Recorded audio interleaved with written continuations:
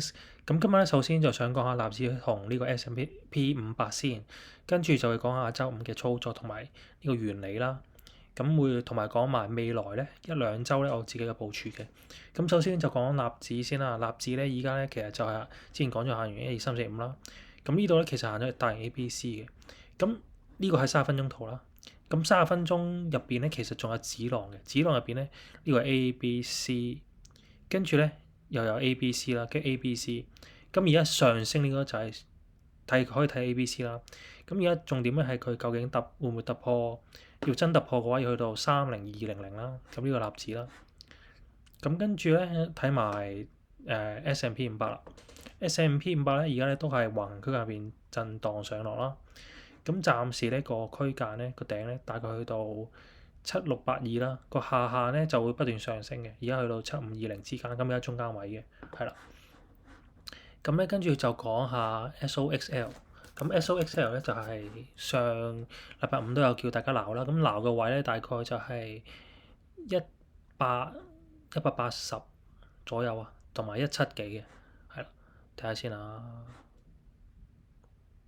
係呢度，係啦，呢兩個位嘅。咁咧嗰陣撈嗰陣咧就係因為咧見到咧個圖呢個形狀啊。咁咧通常咧你見咧個通道咧，如果係向下咁樣咧，通常咧就係上完去落，跟住落嘅一個調整啦。咁咧佢一旦咧突破上線咧就繼續上嘅，係啦。咁我攞到睇啦，呢度啦其實係行 ABC 啦。咁暫時咧下個禮拜咧就有機會咧可能要放一放啲貨噶啦，係啦。咁依家咧就咁唔好彩地咧就有啲朋友可能就因為喺177剛好啦，就做咗 stop loss。咁我自己咧就嗰陣睇啦，就因為睇見到佢穿咗底，咁之後上翻嗰下咧，我就大概都係179左右咧加倉。咁我本身第一注咧就係110至130之間嘅，係啦。咁跟住我嗰陣咧就做咗期權啦，就 call 咗咧190至到去200啊。咁200咧即係好少，咁啊得幾張啦。咁但係咧比較多嘅咧就係190至到去194之間。咁佢 turn out 就升到去195.8啦。咁呢度咧，所以咧我係每日權咧，咁嗰度就賺咗嘅，係啦。咁跟住咧未來咧就係睇佢咧，首先個目標咧係升穿204先啦，咁就應該會賣咗一部分先噶啦，係啦。咁佢依家咧可能我自己咧視為呢個做 A 嘅啫。咁之後可能仲有 B 啦，跟住 B 就係震盪，之後再整個 C 嘅，係啦。咁之後咧就會減大部分嘅倉位啦。咁之後咧仲有就係講下嚟緊咧嘅重點一隻啦。咁就係呢隻 AMD。咁我睇一睇張圖先。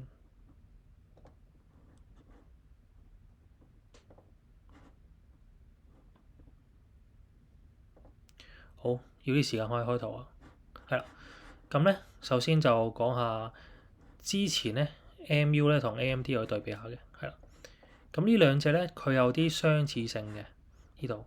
咁佢嘅特點係咩咧？佢咧其實上漲完啦，又係之後咧，其實咧喺呢個上升嘅通道入邊行咗個1、2、3、4、5啦。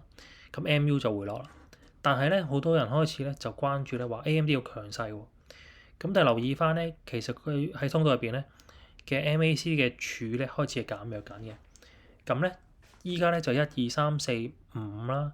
咁呢家做緊到個5嘅，係啦，係通道入邊嘅5啊，即係唔係成個5啊。即係意思係有機會回完咧，可能之後咧再升都唔出奇。咁但係暫時咧，依家咧 AMD 咧我係睇緊係入通道入邊嘅 ABC 啦。咁呢個 ABC 完咗咧，佢突破咗3之後咧，我自己睇咧。咁就首先有兩可能性啦。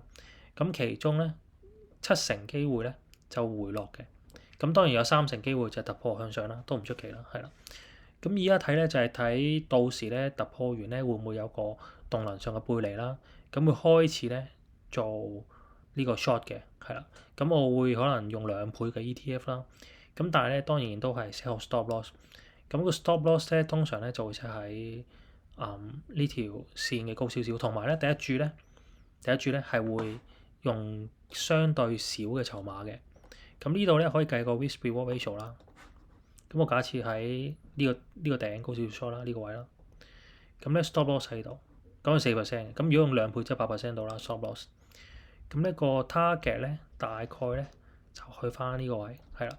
咁都有成4點幾倍嘅，係啦。咁4點幾倍咧係非常吸引嘅，係啦。咁呢個就係一個下週嘅呢個重要嘅部署嚟嘅，係啦。咁之後咧，我哋再睇埋其他一啲股啦。咁跟住7月咧，重點咧就係 PNG 啦。咁呢個有同啲喺 group 度講咗噶啦。咁喺 Patreon 會員 group 度講咗啦，就話咁咧，因為呢度見到個頂背離啦。其實通常咧，佢呢下咧夾咗上去啦。咁之前都有好多次玩過呢啲噶。咁突破咗咧，佢一定會回嘅。咁佢回完之後咧，見到咧去翻條線度咧，又彈翻上去嘅。咁呢下咧就叫大家已經係止賺咗噶啦。咁而家咧開始咧，如果有信心嘅朋友可以買少少啦。咁我暫時未入貨嘅呢個係啦。咁 AKM 之前都有講啦。咁暫時咧而家睇佢咧，應該就係調整緊啦，即係上升趨勢嘅調整當中嘅係啦。咁呢隻可以觀察下先嘅係啦。咁呢隻咧都係做 cloud 同埋做 cyber security 方面啦，係啦。咁呢隻都係重點嘅，同埋佢嘅市值咧就係183億美金度咯，係啦。咁就唔係話相比其他龍頭咧就唔係話好多嘅，所以佢都有潛力嘅，係啦。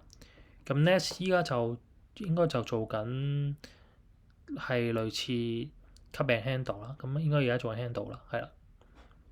咁跟住咧 CLWD 啦 ，CLWD 咧都係咁呢個就唔算 exactly 級，但係咧佢而家做緊個 ABC 嘅，係啦。咁呢度見到個 A 啦，跟住 B 啦、C 啦，咁落多少少咧就應該，如果佢再上翻去咧就可能會買啦，係啦。咁 CLWD 可以留意下啦，跟住 Intel 啦 ，Intel 偏弱嘅，係啦，偏咁而家做緊 AB，咁睇下佢會唔會只要唔跌穿前底咧，咁如果佢再上去咧，可能會做短線啦，係交易嘅。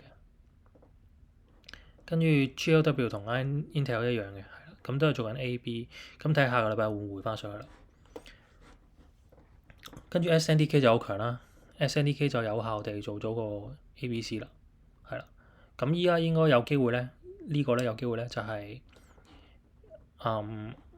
見到咧佢開始有頂背離啦。咁其實呢個開始咧，你見佢反彈嘅力度咧咁強咧，就開始咧要減少少貨啦，係啦。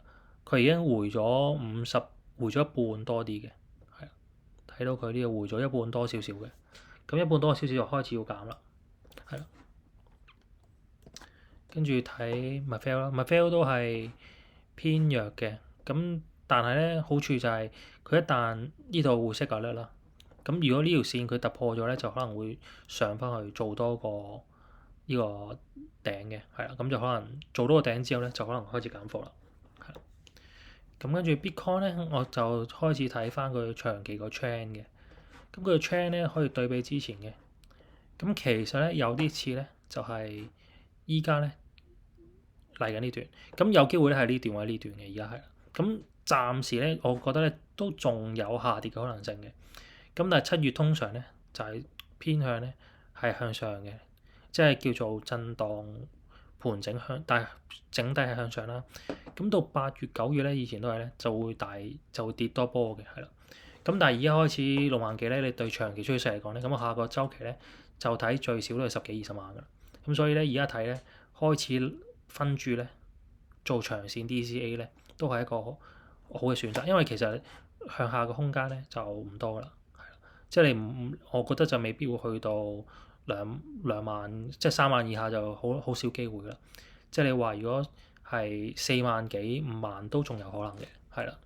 咁所以咧暫時咧都開始做 DCA 啦。跟住就以太幣啦，以太幣都係呢度都係一個中間位嘅啫。咁暫時不過以太幣咧有時咧可能佢會已經叫做快啲到底，即係相比呢個 Bitcoin 之前都係嘅，早咗到底嘅，係啦。咁不過今次咧我重點咧就應該會係 Bitcoin 同埋 SOL 嘅。咁 SOL 咧咁睇咧都係咧去到差唔多啦，我覺得啦係尾段啦，係啦，即係跌到尾段啦。咁佢跌，假設佢真係跌啦，佢跌多波啦，都係跌 ABC 啦。咁啊開始係非常吸引，因為咧下次咧，我假設咧假設佢做到個頂啦，喺呢個位啦，係啦。咁依家向上咧，就算你一入咧向上咧，都係咧個倍數咧都唔差嘅，係啦。咁但係咧，呢個係長線啦，同埋我淨係會入現貨啦，因為跌落去咧，之前咁樣假設佢跌落去啦，佢都可以跌成70%嘅，即係你喺個位計。咁而家仲係左側嘅，個人認為要去到你見到有即係譬如 A、B、C 咁樣啦，都係成個走勢你已經見到佢完結咗咧，其實咧先開始右側嘅，係啦。咁佢到佢右側嗰陣咧，即係到佢右側嗰陣咧開始咧就入啦，即係 A、B、C。咁呢個入咧就最好最靚嘅呢啲位入嘅，因為呢啲位入咧通常啲人入可能假設用2倍啦，咁其實咧都係好吸引嘅回報嚟嘅，係啦。好，咁今日就講住咁多先，好，再見。